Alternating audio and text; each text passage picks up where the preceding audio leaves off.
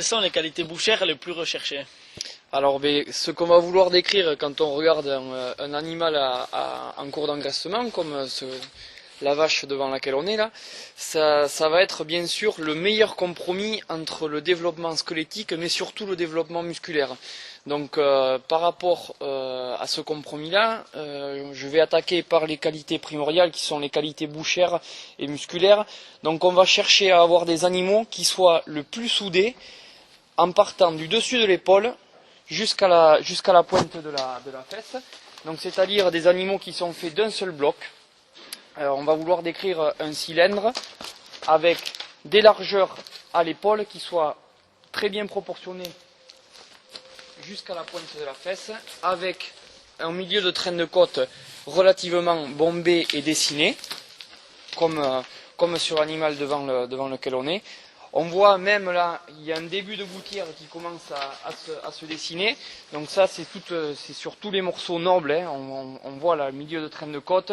Et ensuite sur tous les morceaux de l'arrière-main, donc sur la cuisse, où on va chercher à avoir des animaux qui aient la cuisse le plus rebondie possible. Et également, donc il y a l'arrondi, mais il y a aussi les largeurs. Hein. Donc les largeurs, ici, on peut les décrire, ces largeurs trochanteriques, et une culotte qui soit bien proportionnée en termes de longueur, mais surtout de largeur, pour avoir un volume de morceaux nobles bien approprié. Voilà. On se remet de la caméra un peu, peut-être. Ensuite, ce qu'il est important de décrire, c'est qu'on est un label qui se démarque par sa qualité de finition. Et la qualité de finition va de pair aussi avec le rendement carcasse, c'est-à-dire que mon animal que je vois aujourd'hui en vif va finir au crochet ensuite. Et alors ces rendements carcasse, on arrive aujourd'hui à être au-dessus des 60%, et avec des rendements viande nette bien souvent au-dessus de 70%, quoi. Donc c'est ce qui fait la force aujourd'hui de notre label, c'est cet engraissement long, avec un savoir-faire local, avec la valorisation du maïs, des produits fabriqués sur l'exploitation. Voilà ce qui aujourd'hui fait notre différence, même par rapport à la tenue des carcasses. C'est-à-dire que en frigo, on va avoir des carcasses qui ne vont pas border, qui vont bien vieillir, qui vont bien voilà. Après, c'est le travail du boucher de savoir attendre et de faire rassir sa viande, mais pour qu'au final ce soit le consommateur qui soit le grand gagnant en venant pousser la porte d'une boucherie bœuf de Chalosse, quoi. Ce qu'il faut savoir aussi, c'est que là aujourd'hui on est dans la partie élevage, mais derrière le bœuf de Chalosse, c'est une famille, c'est-à-dire qu'il y a la base, c'est l'éleveur qui est conventionné. Derrière, il y a un collège acheteurs. Ici, au lycée agricole, ça travaille en partenariat avec l'entreprise Boulay-en-Michel, qui lui s'occupe d'acheter les animaux en ferme, et il les revend ensuite à une entreprise de chevilles. Donc vous allez voir aujourd'hui l'entreprise Viande et Terroir Chalossé, donc géré par Monsieur Mazot, qui lui possède un réseau de bouchers tous conventionnés avec le bœuf de Chalosse. Et lui, son boulot, ça va être les carcasses qu'il reçoit dans ses frigos, de savoir les vendre. Alors il connaît les besoins de chacun de ses bouchers par rapport au volume d'avancement des animaux. Et son boulot, ça va être de livrer, d'approvisionner ses bouchers en quantité et en qualité toute l'année. Le boucher derrière, donc aujourd'hui il faut savoir que le bœuf de Chalosse n'est présent qu'en boucherie traditionnelle.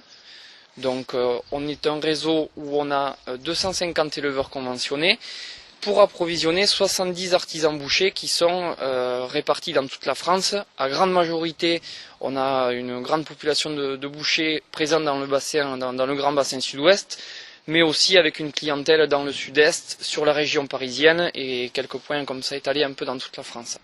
Voilà. Vous allez organiser une vente aux enchères de bœuf de Chalosse au salon de l'agriculture. Comment cela se passe-t-il? Alors tout à fait. Donc ça c'est une vente aux enchères qui est organisée par l'organisme de sélection. Pour notre cas personnel, donc le bœuf de Chalosse a été représenté 3 fois. a été représenté 3 fois, 2 fois par l'élevage Hontan à Samadé et 1 fois par l'élevage Saint-Aubin à Sainte-Marie-de-Gosse.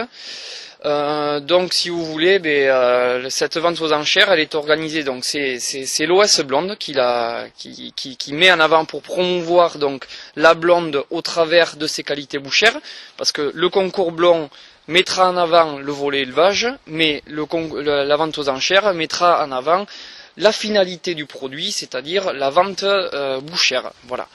Donc nous on fait partie des petits artisans, des petites mains de la filière de la race blonde. Donc nous, ce qui nous intéresse, c'est de mettre en avant le label par rapport à notre savoir-faire. Donc sachant que l'OS organise ça, moi je sollicite tous les éleveurs aujourd'hui conventionnés en bœuf de Chalosse et inscrits à l'organisme de sélection pour repérer les meilleurs spécimens du moment. Donc c'est-à-dire que moi il me faut une bête à proposer à la commission d'agrément qui est composé par un organisme qui est Blonde Pays d'Oc aujourd'hui, qui est chargé du recrutement. Moi, mon but, c'est d'intéresser tous mes éleveurs qui ont des animaux à potentiel boucher d'exception, si on peut dire, vu que le salon de Paris, ça doit être une véritable vitrine, le reflet de ce qui se fait de meilleur. Donc voilà, moi je vais chercher à mettre en avant une bête qui résume bien ce qu'on veut produire, ce que je viens de décrire, quoi, des animaux très larges, dessinés, très bien finis, qui correspondent à ce qu'on cherche à mettre en avant tous les jours avec le bœuf de Chalosse. Donc, mais voilà, moi aujourd'hui j'ai jeté une bouteille à la mer en informant tous les éleveurs, comme je disais, inscrits OS et conventionnés bœuf de Chalosse, sur le fait qu'on cherche aujourd'hui une vache donc inscrite, dressée et très bonne dans ses qualités bouchères.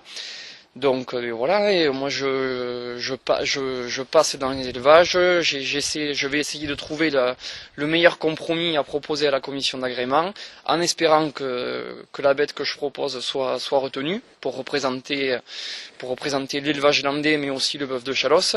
Et mon boulot, ça sera aussi donc de trouver un boucher qui, le jour de la vente, s'il est assez vaillant, remporte la mise, quoi. Voilà. C'est un train de côte et on voit bien le persillé là, c'est super propre quoi. Alors moi dans le label je peux pas le passer avant 10 jours. Il y a au moins minimum 10 jours de frigo. Hein, voilà, une bonne maturation quoi. On appelle ça la maturation de la viande. Et là on a quelque chose de succulent, qui est bon au palais et c'est extra quoi.